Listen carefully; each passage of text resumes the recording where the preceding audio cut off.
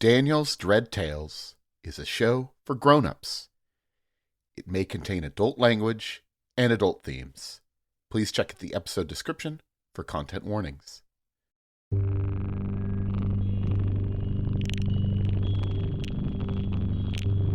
Hey, welcome back to another episode of Daniel's Dread Tales. Pilot season has reached an end. Thank you to all of those who followed along with us while we tried out a couple of different games, and thanks especially to those of you who voted on the Discord for what our new game should be. The votes are in, and we're going to be playing a little bit more of Low Places, our Monster of the Week game. But not this week. See, getting Monster of the Week all ready to go for a full campaign is going to take a little bit of work and finagling, especially on Nathan's part. So, before that, we thought we'd do a nice, easy game of Final Girl. So, here we go. A nice, easy game of Final Girl, where a lot of people die and some people fall off a boat and there's rich people we don't like. Enjoy. Now, do we welcome folks to Daniel's Dread Tales right now? I guess we probably do. It is still the podcast, right? It is still the podcast. Yeah. I was like, we're doing character creation, but it's going to be part of the thing. Hey, everybody. Welcome to Daniel's Dread Tales. We're playing a game of Final Girl. We're returning to it because it was so much fun the last time we did it. And we're sitting here, going to be making a world and making some characters and then killing all of them. So, do we want to introduce ourselves? I mean, it's the gang. But I'm Daniel of Daniel's Dread Tales, he, him, and I'm ready to go. That's nothing. I felt like I needed to say something else, but that was it. Hi, I'm Damien. I'm around here regularly, he, they.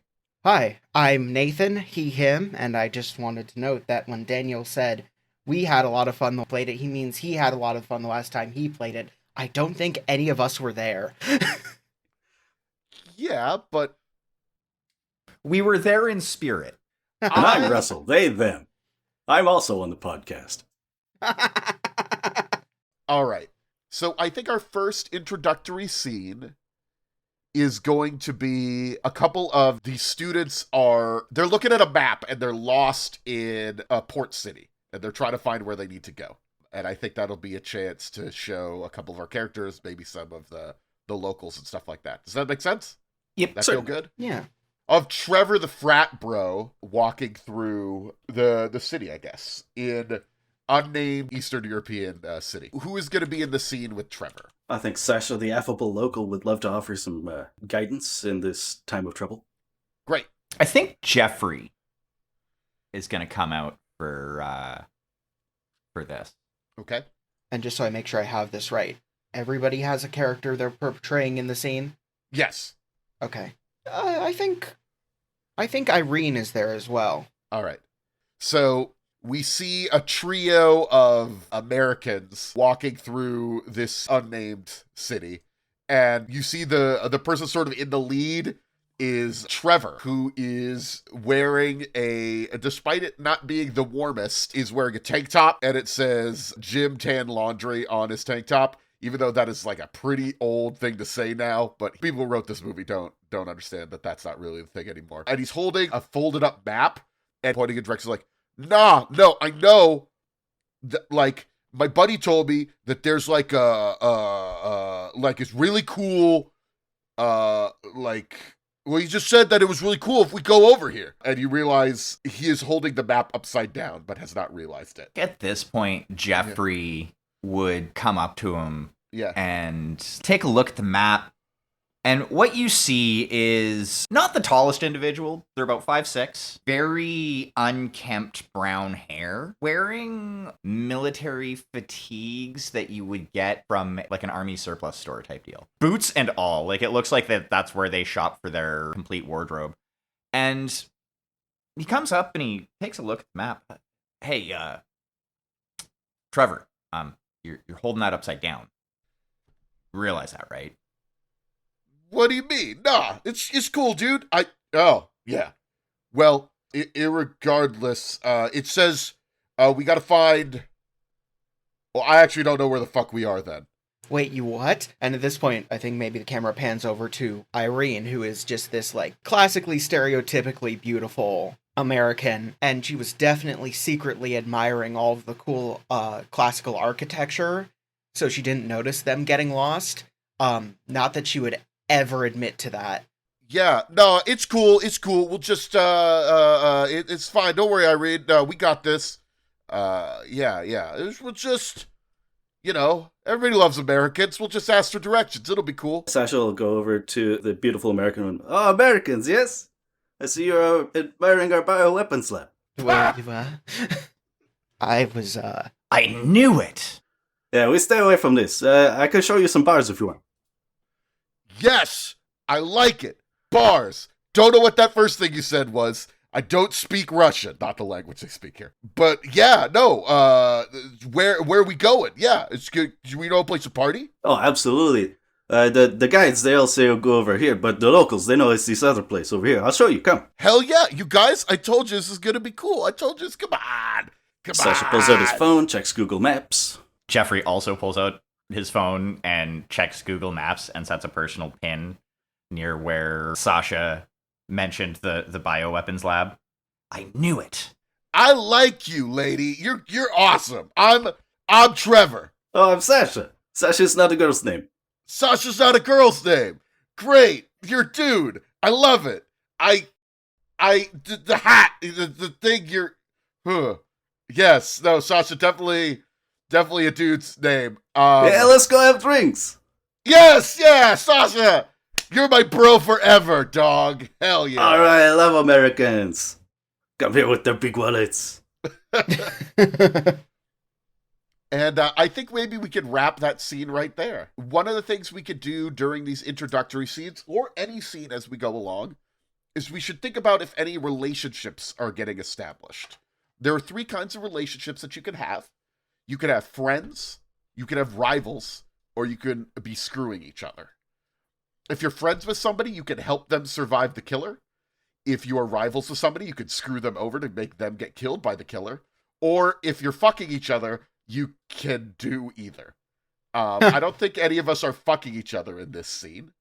Not in this scene. Not in this scene, yeah. I think Jeffrey and Irene are friends. Yeah. And I think Trevor is trying to become friends with Sasha. I don't know if that's true or not. I think Sasha might be trying to take advantage of Trevor. Oh, Sasha loves foreign friends. Okay. Trevor and Sasha are homies then. Well, if we're looking at our little fake card table here, if we're going around clockwise, it will be you now, Russell. So is there a scene you would like to establish? Yeah. So, the people we've just met are walking into the bar and the camera pans over to another table. People already deep in their cups. It's, of course, seedy little place, dim lighting, smoky room because, not everybody has the same legislation as we do. The classics. Yeah, oh yeah, of course. For this one, I'm thinking Bill the Failed Magician is already here. I think this is our chance to maybe meet Professor Ivana Orada, who's maybe drinking quite a bit to forget what she has seen. Smiles is also there. Smiling. Is Smiles American? Is Smiles a tourist or is Smiles a local? No one knows. No one knows? Okay. Ask any given person, and they'd swear they've seen him around wherever they've been. So he's sort of a horror movie thing unto himself. Yeah, pretty much. And I will be playing Jorp. Jorp is downing an entire barrel of whiskey, much to the amazement of locals and foreigners alike. I think Professor Ivana is drinking, but is like looking around as if she's expecting somebody. And you notice that she's holding a briefcase or something, I guess a bag. It's unclear. She's holding on to something really closely, trying to guard it, whatever it is. And she eyes the Americans as they come in, and then shakes her head and looks back to her drink, desperately trying not to be noticed, but also she's definitely going to be noticed because she's wearing a white lab coat because, we need to establish that she's a biologist. Naturally. Of course. And as people are cheering for Jorp, she's sort of pushed to the side by one of them. It's like, think what's going to happen there. Bill is trying to talk to the proprietor of the establishment, Hey, you gotta let me get on stage.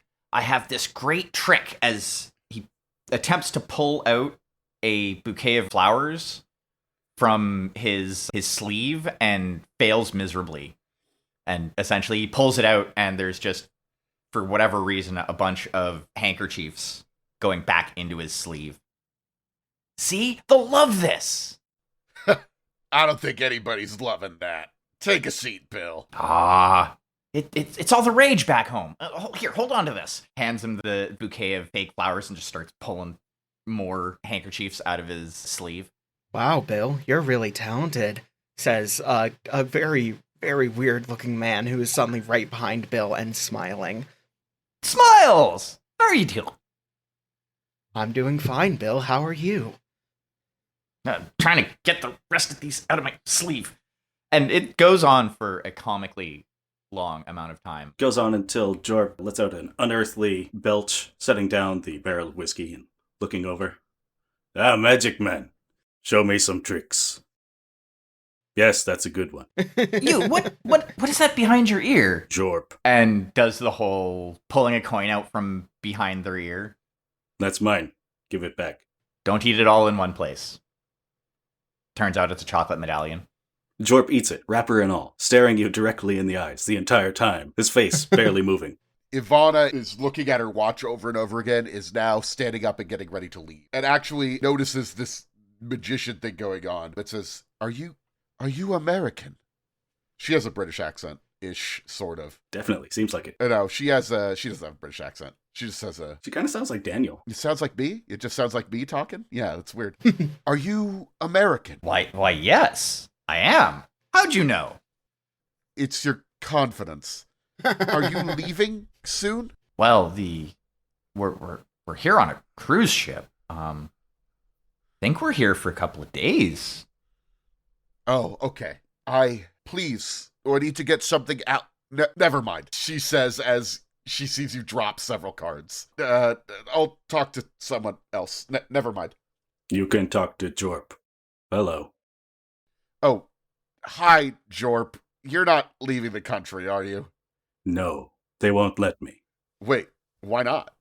I know too much. Oh, me too, Jorp. Me too. Jorp nods knowingly. Smiles is suddenly right next to Ivana and says, Don't worry, you can trust me with what you want me to know. He is still smiling. Are you leaving the country? Probably. Smiles knows too much too, but he knows other things. And she's nervous, and you see that she begins to run away. Just because Smiles is a little too creepy. Understandable. I think just to make things happen, I think she leaves her bag accidentally. She leaves her bag. And the scene ends. All right. And then if I'm looking at this here on my card table, it'll be Nathan will be establishing the last scene here. Oh, no. Before the killer starts killing. Okay. Although, actually, did we establish any relationships first? We need to figure those out. Is it safe to say that Smiles and Ivana are rivals? Yes. That tracks. And I guess he's friends with Bill. Yeah, it works. That tracks. And it's like, okay, definitely Jorp and Smiles have a relationship. But I don't think they're friends. Maybe they're rivals. Are they screwing? It's possible. Say yes. Works for me. Yeah. Maybe not in the sexual sense. But maybe. So, Nathan, you are going to frame the next scene, and then after that, we will have Damien be in charge of the first blood scene, where people will start to die. Nice. Oh, boy. Yeah. Yay, I get to kill people first. Yes. So, we should probably have a scene on the ship itself to establish some of that. Yeah, we could do that. Definitely Tyler the neurotic deckhand is there. We're outside, say, the pool, and he is losing his goddamn mind trying to keep different parts of the deck clean. Ha! Yeah. Sorry, I'm out of it. Yeah. Promiscuous Jim is trying unsuccessfully to flirt with Tyler. Okay. Yeah, Tyler's just too busy freaking out to be receptive. Yeah, everything's got to be perfect, or else it's my job. and my ass, in that order. I think Bobby, the Recluse anime fan, is still on the ship at this point, too. That makes sense. I think Jordan, the uptight pre-law student, is staying on the ship. He is planning to go out, but some of the tourists are like sleeping in hotels off of the boat. He has been staying on the boat and trying to get some work done. And in fact, you see him, he is out by the pool. He's got his phone out and he's trying to get signal because he's got a very important call he needs to make. Come on, Tyler. You know we had a lot of fun last time.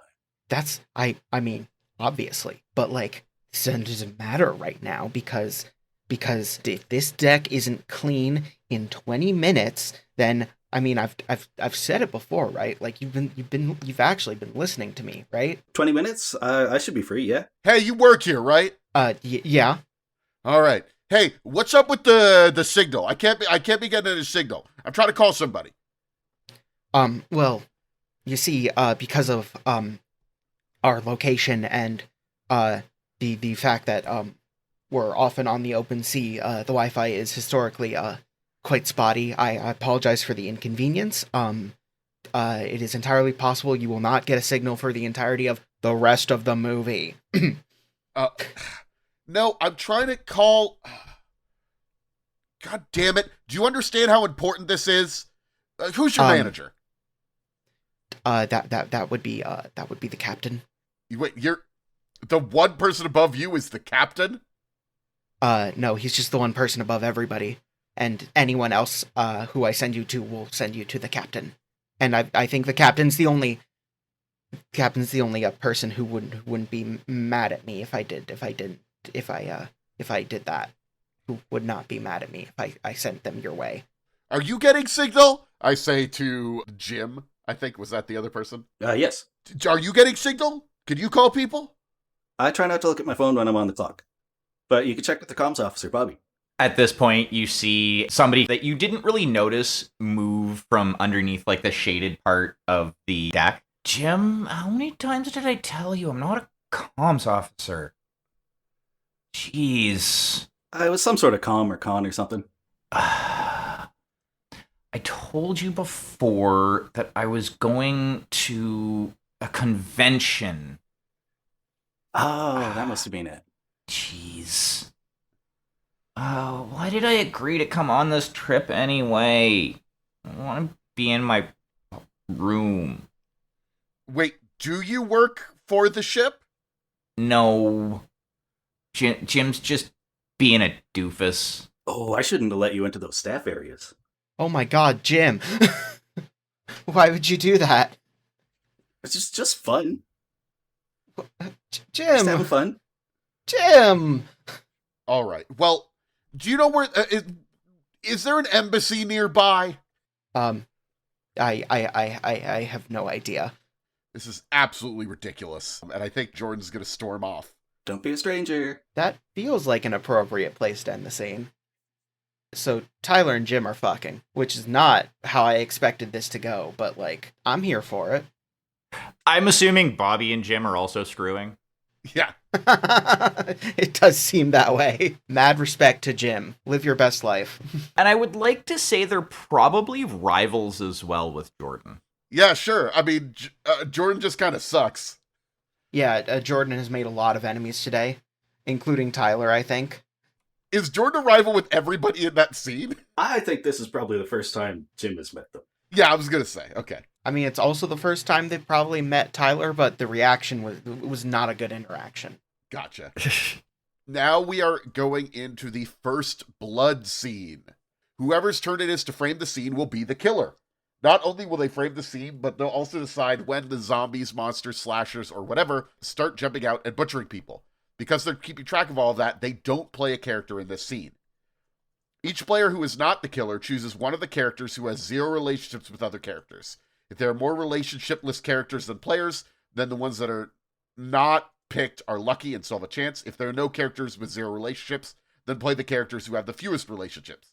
So the idea is the people who don't have relationships are boring, so they're the ones who get killed first.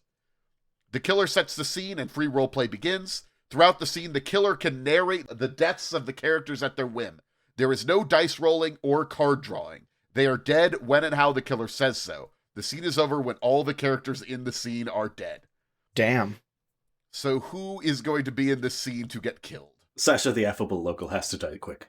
I think maybe Trevor could get killed as well. I think Irene's probably out. It seems like mostly that whole crew is in trouble. That makes sense. Yeah, that whole first scene crew. So I'm assuming you were picturing like the bag as kind of like a briefcase type thing? Yeah, a briefcase. Yeah, it can be whatever we want it to be, but I'm thinking like a briefcase. All right. So the scene opens and we find ourselves in the bar again, only it's later in the evening. Our characters have been reveling and partying and having a good time, and it's just about closing time when everything starts to go down. Sasha and Trevor are singing some sort of local drinking song. Trevor getting every single word wrong, but singing it as loudly and as passionately as possible. What do we think Irene is doing? Yeah, actually, before I get into that, yeah, what's Irene up to? I think Irene is like poking around the bar, like observing everything. Again, trying to make it so that nobody notices. And she sees the bag and goes to pick it up. As Irene picks up the bag, she notices it's a fairly nondescript briefcase, with the exception that on, like, where the clasp would be, there seems to be a thumbprint sensor. And right below that, Irene notices that there's what almost looks like a clock, but she's unsure if the time on it is right. It says 22:14, and they're counting down rather than up. Well, that's weird. Wonder if someone left this It looks here. like your briefcase clock is broken. Hey, yeah, don't worry. Where'd you get that? Did you buy that? That's a cool briefcase. As an American and smarter than everybody else, maybe Irene's first instinct is, oh my god, is this a bomb? Does she say that? Yes. Oh, fuck. And she drops it. Fuck. Oh, let's get out of here. It's ISIS. Nah, we don't have ISIS here. We got other guys. You have other guys? Who do you have? It's like the mob. We got the mob. Like Italian guys? There's some of them. I don't know. I don't ask questions. Oh, yeah, we probably shouldn't. Should we go? Are we sure this is a bomb? You should probably get the bomb out of here. And I think Yeah. Sasha and Trevor both scramble over each other, unsuccessfully trying to get up from their table. Yeah, I think that's probably it, yeah. So, unheard by the rest of the characters, other than maybe Irene, since she's the one who dropped this briefcase, there's a very light cracking sound, almost as if glass is breaking, and a sickly sweet smell starts to appear in the room. That's Is it probably coming bad. from the bag? Yes. Oh, you put it on pretty thick today, lady. Are you sure? Just throw it out the window. Just throw it out the window. Well, nothing bad could happen. Yeah. What's the worst? Yeah. Let's throw it out. We're on the second story, I've decided. Just throw it out the window. It'll be fine. Yeah, bars. Let's take upstairs up the bars. It's a great idea. Yeah. With this shitty advice in mind and the fact that she's probably been drinking too, she quickly grabs it in the briefcase and tosses it out the nearest window. There's a loud crash as the briefcase sails through this window, and you hear from behind you the barkeep is, at this point, like, he notices this. You know, obviously one of the windows in his bar is breaking. All right, what are you doing? She just says, like, no reaction. She's panicking. And, like, the barkeep is coming out from behind the bar at this point, and as he is, you can see him, it's almost like he's increasing in size and getting bigger as he's coming closer. Oh no. Hey, Ow. it's just chill, dude. It's fine. It's cool. Don't worry about it. Oh shit, we gotta get out of here. Igor's with the mob. And, so is Trevor approaching the barkeep as he's saying, Yeah, "Hey, he's it's got fine." his hands up like, hey, man, no, it's cool. I'll pay you for the thing. I'm sorry about that. It's just, we thought it was a bomb. I guess it probably wasn't a bomb. I don't know. This is fine. It's fine. We're cool. Let me just, and he's like going into his wallet trying to get out some euros or whatever to pay. You're right. You will pay. And at that, he just hauls off and hits Trevor. And everybody hears a snap as Trevor's head kind of turns a little bit too far and he falls to the ground limp. Sasha runs to Igor. Oh, Igor, that's not the plan. You gotta keep him drinking. Oh, you don't hurt him. Oh, God, his neck's broken. There's definitely screaming now. And with that, since we've named the barkeep Igor, Yeah. Igor bellows in rage. And you can see that coming out of his arms seems to be, it almost looks like shards of bone, as he then goes around and backhands and this time connects with Irene and sends her flying across the room. Igor, what are you doing, man? This is... I assume I just get squashed mid-sentence there? Yeah. You do, but not by Igor, as the other patrons in this bar seem to be affected as well. And one of them grabs Sasha from behind and yeets him out the window and into the building across the street. Good stuff. And with that, everybody's dead. Yes. Fuck yeah. So now we go into the standard scenes and death. I am going to be the killer because I'm the next person to go. I establish the scene. You three choose characters. We have role play. And then when I feel like it, I say, the killer attacks. And then we draw cards to see who survives and who doesn't. I think as things are starting to get a little bit more crazy, something weird is starting to happen, obviously. We see the briefcase is on the ground, on the mud, and we zoom up and we see this bar, despite the fact that the people had a very long time trying to find it. It's actually just right by the dock. It's really close to where the ship is. And I think we see, I don't know who's there. Yeah, I guess I decide who is there, and then you decide of the people who are there you're going to control. I think one of the people is going to be Jordan, is gotten off the boat and is trying to get a signal and is trying to make the call that he's still trying to make. And he's going to run into Professor Ivana, who is desperately looking for her briefcase. And then, I don't know, somebody else is there. I don't know who the fuck else is there. Maybe Bill's there. Bill's there. Bill is running out of the bar because he saw what is going on. Maybe Jordan's not there. Maybe Jorp is there. No. I think Jorp and Bill, we established, were in the bar, and now people are killing each other in the bar. So I think Jorp and Bill are going to run out of the bar. And then I think Professor Ivana is looking for the briefcase. I think that's what it is. Jordan isn't there. It's the rest of the people who were in the bar. Yeah, it's just the rest of the people who were in the bar. Yeah. Yeah, that makes sense. Yeah. Oh, except for Smiles. Smiles got Smile. I don't know where Smiles is. Smiles left a while ago, maybe. I don't know. You don't know where Smiles is, which is always a bad... Yeah, exactly. That's a bad thing to know. I mean, it does track. It does, yeah. Smiles is the Slender Man on his day off. Basically. I think I will play Bill again. I'll be Ivana. Then I guess I'll take Jorp. Your voice for Jorp sounded like this, yes? He was sort of flat and monotone. Jorp talks like this. Gotcha. Jorp. I just wanted to see someone else try the voice. And what happened? Jorp, what? Do you know what's going on here? No, there was breaking glass, and then suddenly people started fucking... I think I've seen at least 3 people die. Ivana was on her way back to the bar, having realized she dropped the briefcase somewhere. She's now staring down at it on the ground, smashed into a bajillion pieces. You know what's going on here. Oh, blimey, I do. Also, I'm British. Oh, God. Great, perfect. What is it? Well, I work at the local bioweapons lab, and now I'm a little Australian. Yeah, I was going to say, it's turning Australian, but that's fine. You're not good at this, huh? The bioweapon is mutating you. Oh, I really shouldn't be this close to it. None of us should. We ought to get out of here. Now you're Southern? Savannah, Georgia. Okay, just kill me already. I think she's a spy.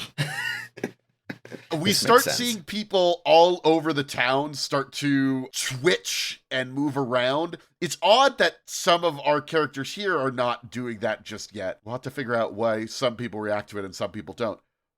but they are beginning to shout, and you see that there are about 7 people that come out of the bar, and some of them are wielding sharp implements. One of them broke a chair, and they are just running straight towards the 3 of you with murder in their eyes. Poor blimey, it started. Now she's Irish? I'm sorry. The accents are so fucking funny. Hi everyone, this is Russell, the editor and whatnot. Hope you're enjoying the show so far. Just popping in to say thanks to everyone who participated in our pilot season poll, and moreover, everyone who listens. We couldn't do it without you. Or we could, but it would be sad and lonely and a little embarrassing. If you missed out on the poll, you're probably missing out on our Discord, where we post bonus content, talk about Godzilla, and are always looking for interesting ways of engaging with fans. The link is in the show notes, and I hope to see you there. Now, back to the show. So what's going to happen is, when the killer decides to murder begin, everyone draws a card. Draw 1 card, and then plus 1 other card for every relationship your character has, regardless of whether that character is in the scene or not. If you have a relationship with a deceased character, you still get to draw a card. All right. So what's going to happen is, I'm going to draw a card, and then you have to play a card that's higher than the card I just drew to survive. And if you don't... And it's diamonds, hearts, spades, clubs, right? Yes. Okay. So let's go around. The killer chooses who their target or target. I think I'm going to target everybody. I think I'm going to target everybody right now, which means I'm only going to draw 1 card, and you have to beat it. Okay. You got to be a 3 of hearts. Hopefully you have something higher than a 3.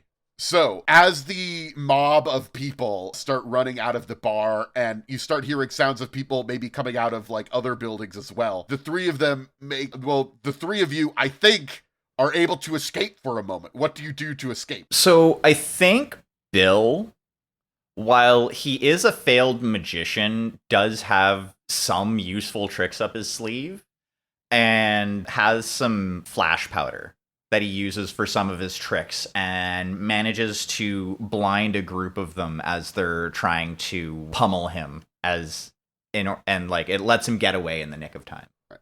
And that might be enough for everybody to get away, unless you have other things you want to say. Well, Jorp can kind of just Kool-Aid man his way through them. He is a human tank after all. That does track. We gotta get to the bunker.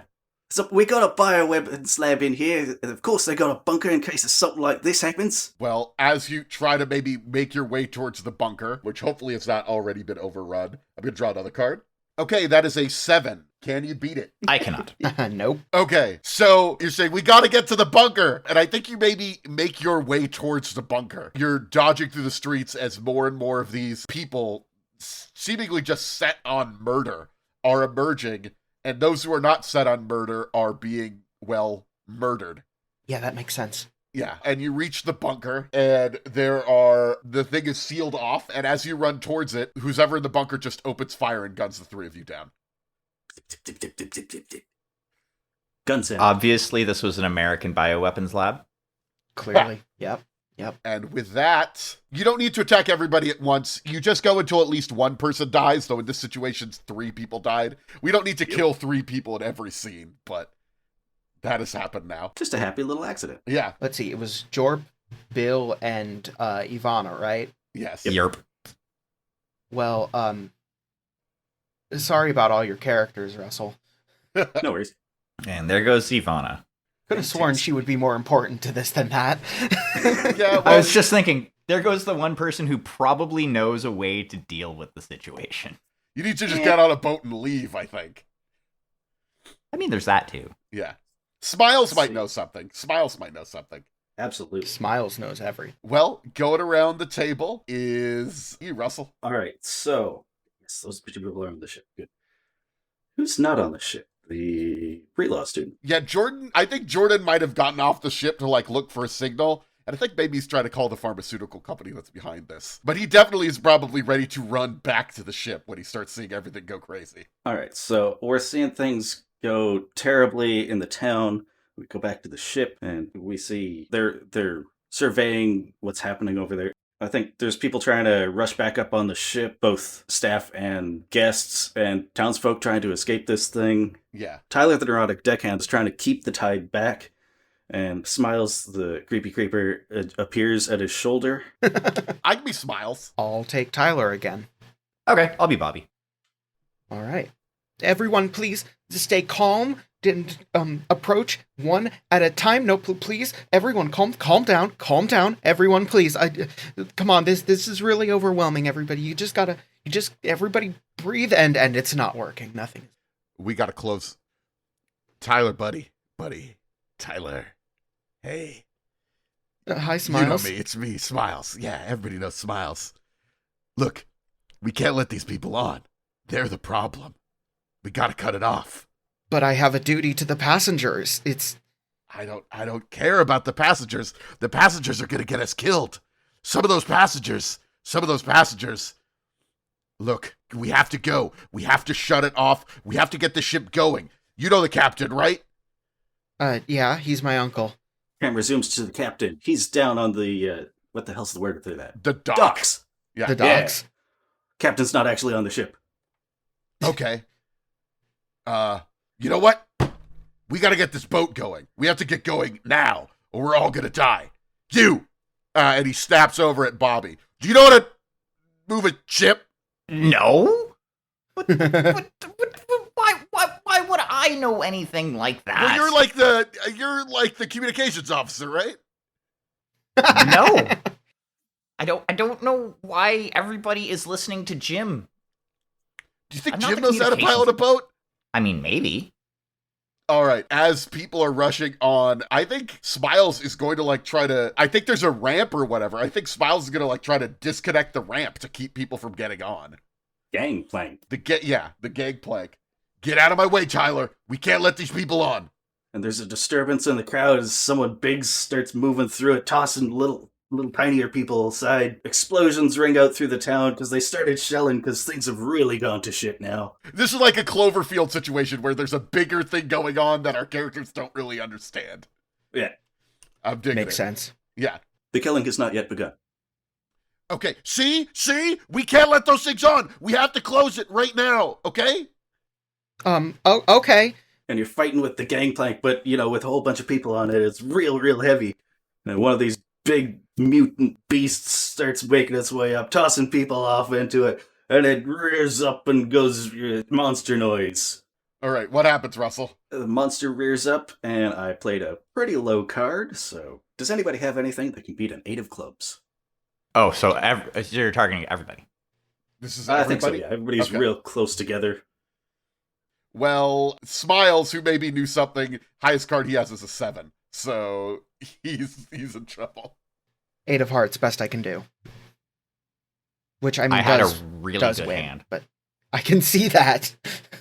So this monster, which viewers, of course, will recognize as a mutated Jorp. Jorp the mutant tank reels back and slams straight down on Smiles, destroying the knowing grin upon his face. Eerie music plays. Did Smiles know something? Is this what Smiles wanted? This is not what Smiles wanted. Smiles did not want to get crushed. But with someone dead, we move on to the next scene. So next person to frame the scene is going to be Nathan. Oh boy. So let's go back to chaos on the docks, because Jordan's down there, Jeffrey's down there, and we'll just go with everyone who wasn't in the last scene. So Jim's down there too. Yeah, people everywhere, chaos. It's at this point, it's hard to tell who's just panicking and who's, mutating into a murder monster. The two look very similar. It's true. I'll play Jeffrey. I'll play Jordan again. I guess I'm playing Jim. Good old slutty Jim. Promiscuous, whatever you want to call it. Such a good word. I say slutty with affection. I do. Jim says everything with affection, just in case there's a chance. I respect it. Jordan is he's on the phone with somebody, but with all of the noise, it's hard to hear anything that he's saying. It's like, there's something has gone wrong, okay? I think it's been, there's an exposure or something like that. Dad, you gotta let me into the bunker. Oh, this little shit. Yeah. Oh, that Nepo asshole. Yeah. But nothing's going through. It's all too loud. Nothing. I think Jeffrey was probably close enough to hear this yelling, and it's going to affect his potential relationship with Jordan. I think it's gonna. I think they're gonna end up being rivals because of it. Because like, he's a obviously, conspiracy theorist. Yeah. Yeah, he's a conspiracy theorist nut, and Jordan has basically just admitted to the fact that he's related to somebody on the inside of this. Jim was returning to the ship from. Don't worry what he was doing in town. You can probably guess. At this point, Jeffrey looks, because like I said, he was close enough to Jordan to hear what was going on. You know what's going on here. No, it's your fault. Well, it's clearly not my fault. And I really think reasonable people are going to try to get a hold of this, but I think going to the boat is not the right solution. So if you help me, I can get you to safety. I think I know a place where we could go. My father is running a place where we could be safe. But he's not going to let you in because he doesn't know you. But he knows me. Can I come? So, hi, I'm Jim. We met earlier? Yeah, sure. Whatever. Let's go. And Jordan is going against the tide as people are running towards the boat. Though now the boat dock is being attacked a little bit. Everything's going crazy. He's running down alongside the water looking for the secret bunker that his father is supposedly in. Jim is running alongside, but the Baywatch theme is playing for him. Naturally. Also, Jordan, he's strapped. Turns out you see him pull out a handgun, and he shoots a couple of guys as he's running. Oh my god. Yeah. This guy sucks. Yeah. Whoa, sailor. You've got to be on the inside of this. How else would they have let you have a gun? It's good to have friends in high places, okay? And now you can be one of my friends. Come on, let's get out of here. Well, I suppose it's better to have friends with guns than friends with, motions broadly at everything. I think at the moment we are hiding like behind a cargo container. The good news is that you're pretty close to the nearest secret bunker. The bad news is that before you can go into it, you see it open and Jordan's father, who is fully infected, climb out of it. Dun, dun, dun. Okay. I'm not attacking yet, but that's my dad. Nice to meet you. No, get down. He sees you, and now I'm attacking you guys. Yeah. How did you introduce him? Yeah. Attacking everybody or attacking people individually? I can choose who I'm attacking, right? You choose who you attack. Because they were the ones who were making a big show of it, I think Jordan and Jim are getting attacked. Okay, so both of us were getting attacked, and then you'll attack. And you gotta beat a Jack of Hearts. Moment of silence for Jim. Queen of Hearts. Damn. So I think what happens is Jordan shoves Jim towards his father and then scrambles away. Nice to meet you. Yeah. Yeah, with a bony protrusion from his arm, Jordan's father stabs Jim through the throat. Jim has died. Bum, bum, bum. Since one person died, the scene ends, right? One person dies, so the scene ends, yes. Leaving us with 4 survivors. Who's the killer now? That would be me. We find ourselves in a situation where Bobby, Jordan, and Tyler are all on the docks. Bobby and Tyler used a secondary gangplank to get off of the cruise ship because, it turned out that getting off on the ship wasn't going to be possible. Except for Jim. Yeah. And, like I said, they meet back up with Jordan after the whole encountering his father situation. I just want to say real quick, we can't have these 4 characters together. We could have more than 3 characters in a scene. We could just have... Yeah, I guess Jeffrey would be there too, because he was with... Yeah. Bobby, Jeffrey, Tyler, and Jordan. Oh god, it's these 4 again. That end up meeting up on the docks as they're running away from the first secret bunker. And there are a group of these mutated humans on their heels. So who would like to play whom? I want to stay as Jordan. At this point, I'm kind of attached to Tyler, so... Yeah. I will play Jeffrey, the Unhinged Conspiracy. All right. And Bobby is running along with them, kind of blubbering and muttering. And yeah. And because they're an NPC, Bobby's fate is in your hands. Yeah. I do not expect you to be merciful. Yeah. Oh, I'm not going to be merciful to anybody. It makes more sense for you to kill us because we're drawing cards, but yeah, you're the one who's controlling the scene. Jordan is running down the docks with these guys, says, okay, so the bunker was a bad plan. We just gotta find a boat. We gotta find a small boat. We get on the boat, we just get out of here. I think they don't like water. I heard they don't like water. I hope they don't like water. As a conspiracy theorist, I know that that's the exact opposite of what it used to be, and the monsters are actually the good guys. Okay, well then you go talk to them, okay? It's a false flag by the American government. It might be. I could see the U.S. pulling some shit like that. Look, my father is an American hero. Was. Anyway, it's fine. We have to go. Captain of Industry. God, you're just the worst, aren't you? Tyler says as they continue to run. Shut the fuck up, Tyler. If you had been able to let me get my call through, it would have worked just fine. And you, fucking... Jeffrey! You communications officer, you could have done something about it. I'm not the comms officer. Yeah, I'm talking to Bobby. Yeah, Bobby, what the hell? I keep telling you people, I'm not a communications officer. I just want to go watch my show. All right. And I think I'm now running down amongst a bunch of fishing boats and trying to find one that I can detach or something like that. Come on. I think we get out of here. Bobby's part of the problem. He's into the mainstream media. Well, So, at the very least, Tyler does know how to run a boat. Maybe not a cruise ship, but a boat. So yeah, that's fair. yeah, Tyler's working on, okay, you unhook us, and just starts directing everyone, and seems to have found something akin to confidence. Great. I'm pretty good at being unhinged. Okay, well, you can unhinge that over there or get it unattached. Yeah, that's what I was doing. It's already been established I don't have a gun, but here's my grenades. Chucking them out. What? Where did you get those? America. Yeah, that makes sense. Jordan, unfurl the sail. Yeah, sure. Okay. These dumbasses always keep their keys in a hidden place. They think it's hidden anyway. Everybody checks underneath the seats. They think we don't, but we do. Alrighty, you guys get the boat ready to go, and you shove off, and you're going along, and everything seems fine until you hear a spluttering coming from the motor. And it is at this point that the killing starts. Oh boy. So, Okay. What are we fighting here? The libs. Jesus Christ. It turns out that there was somebody on this boat in the galley. Oh no. There's a good chance you'll survive. Oh wow, yeah. Oh, you drew a 4? I did. And I'm going one at a time. I think Jordan is going to be the first target. So I am going to play a 4 of hearts, which will beat your 4 of clubs. Oh. So, yeah. You think this is the person who actually owns the boat. Yeah, he'll draw another card. He'll draw another card to attack you. Yeah. How does Jordan deal with this?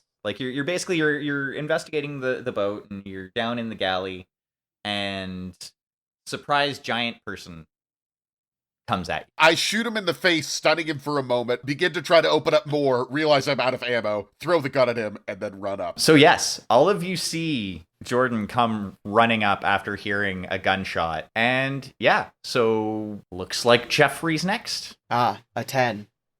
Good luck, Jeffrey. Nailed it.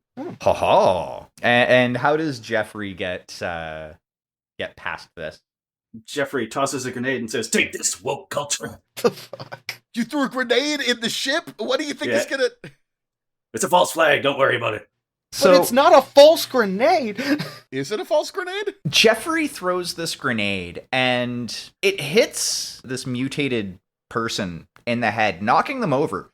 Thankfully, for the 4 of you on this vessel, it was a dud, and does not actually explode.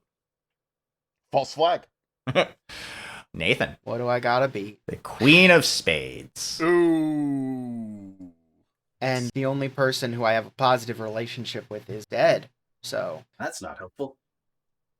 I was really pulling for you, Tyler. I really was. After reeling for a moment from getting hit in the head with a grenade that was thrown probably harder than it really needed to be, this creature lunges forward, and Tyler, trying to focus on, keeping this boat moving and stuff like that, wasn't quite able to react in time as he gets knocked overboard by this mutated person. And all we see after they hit the water is the water right around them.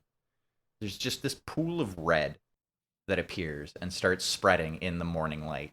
Oh, yeah, it's starting to get morning by this point. Next scene, Same place. Oh, quick interjection. Yeah. I think at this point, having saved Jordan's life and obviously bonding over their shared love of the rich, Jeffrey and Jordan probably have a tight friendship at this point. Yeah, exactly. So we're no longer rivals, we are friends. Oy vey. The worst people are going to make it. So I guess I'm Bobby now. I believe we are going into the end game scene. Oh. Yeah. Tell me more. We are. There are 3 survivors and 3 non-killer players, you 3. So we are moving into the end game. All right. Play the scene as a standard scene until only one character is left alive to face the killer. Dang it, okay, I guess I get to be the one who decides how things go. So, yeah, this boat might be your ticket out of here, but unfortunately there's a big old monster on the boat that is screaming out in pain. Not pain that you inflicted on it, but as its body begins to turn, you're feeling that. Also, you see above, there are several planes seem to be flying towards the city. What do you do? Also, who's playing who? I'll play Jeffrey. I'll take Bobby. I'll be Jordan, the uptight pre-law student. All right. So what are you trying to do to get out of here? Or are you going to try to stay on the boat? Are you going to get off the boat? Are you going to fight this thing? What are we doing, everybody? Jeff, mate, my bosom friend, I think it's time that we hide like cowards. It's the only way we're going to make it out of this alive. Where are we going to hide? We're on a boat. Deep, deep in the underguts, like the kings we are. We'll bring the comms officer with us. I give up at this point. How big were you picturing this boat? Because I was picturing like a little fishing boat. I thought this was a cruise ship. No, we're on a different boat. Yeah, they didn't get back onto the cruise ship. They're on a smaller, shittier boat. All right. Perfect. Go swim in the water and cling to the boat like king rats. That's a horrible idea. I concur. That's a terrible idea. Hey, Bobby, you worked communications, right? No. Can you get this radio working on this? Oh my god. Jordan lowers himself into the muck. I think Bobby, as he says, "No, I'm not a," and then the thing attacks him. All right. All right, we'll put all these I cards. draw 3 and I get 1 redraw. Yes. Okay. I'm using that redraw. The rest of you should draw cards as well. So, attacking the communications officer. 5 of diamonds. And do people have to announce that they're screwing me over before I play my card? It sounds like you could do it any time. Oh, fuck me. Well, really, you only have to worry about Jordan. Yeah, I but he's do. worried about Jordan. I fair. worry about Jordan so much. I'm playing a 9. All right. The thing reaches out its claw to try to swipe Bobby's head off, but is unsuccessful. And it begins to like reel a little bit as its body begins to twitch even more. Then it falls forward, but it's going to be landing on top of Jordan. Jordan is clinging to the side of the boat. Oh, Jordan's on the side of the boat like a coward. Yes. Okay, so he's going to fall down on Jeffrey. Okay. Yeah. Let me draw a card. That's a jack. That's okay. I have an ace. Ooh. Nice. Okay. How do you avoid it? Or I guess maybe he just sort of falls down. I didn't really, yeah. Jeffrey kind of saw this coming and just like moves out of the way because he was like right near where Jordan went over the side and he was kind of trying to talk to him and he kind of just like dodges to the left. Well, this creature crashes through the deck, which is going to be a problem for your boat, but he's also crashing through the side of the hull towards Jordan, who's holding onto the side. That's a 10. Hey, Dan? Yeah? I'm activating the rival thing. You actually played an ace of diamonds. Nice. The highest possible card. All right. I really wanted Jordan to die, okay? That tracks. It would have been great if he survived just being a coward, killing everybody. Yeah. So Jordan, who's like tried to get off the boat or find some way to hide, is crushed by this thing that begins to sink into the ocean. But now your ship is also sinking into the ocean. And the horde of creatures is on the edge of the... Did we establish that the boat had gone out? I think it's still right by the dock, right? It's probably pretty close, but yeah, we were like just pushing off. It had gone out, but not far. Yeah. Who will care for my trust fund now? But you're like singing to the bottom of the ocean, so it comes out like... And then you die. Exactly. And you notice that the thing that kills him is a ton of fish that are now seem to have been mutating slightly, and their bodies are covered in mouths as they begin to consume his body. We should have destroyed the environment faster. Also, mouths. Your boat If this thing can infect mosquitoes, we're all dead. I think we're all dead anyway, Bobby. There's got to be some sort of lifeboat on this boat. Maybe? There's a lifeboat. Yeah, it's big enough for one person. Jeffrey kind of tries to nudge Bobby out of the way. The people have to know the truth. And drops the boat into the water. Okay, the lifeboat, yeah. Yeah, and I can tell them as much as you can. He's the comms officer, after all. Yeah, he can communicate. Yeah. He's the comms officer. So we're struggling to be the person in the boat now, huh? Yeah. Yep. I think that would probably make us rivals at this point. Yes, very much so. You see that on the shore, some of the bodies are beginning to fuse together. These human beings are all becoming one larger thing. It's almost impossible to describe, but just a pile of flesh and bones merging together.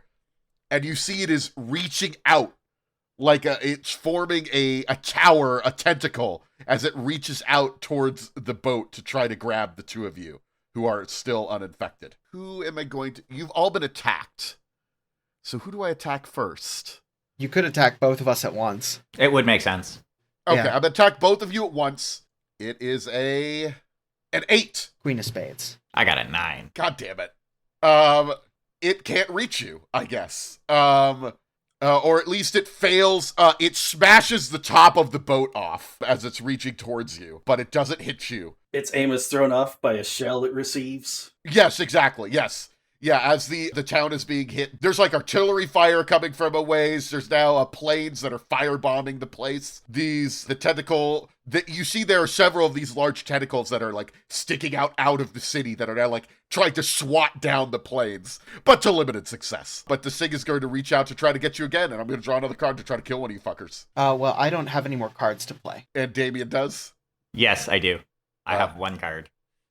Well, so that means Damien's going to survive, because one person has to live to the... okay, so Damien's character, Jeffrey the unhinged conspiracy theorist, is our survivor for now, but it's not over yet. I assume you shoved me into the water where the... Yep.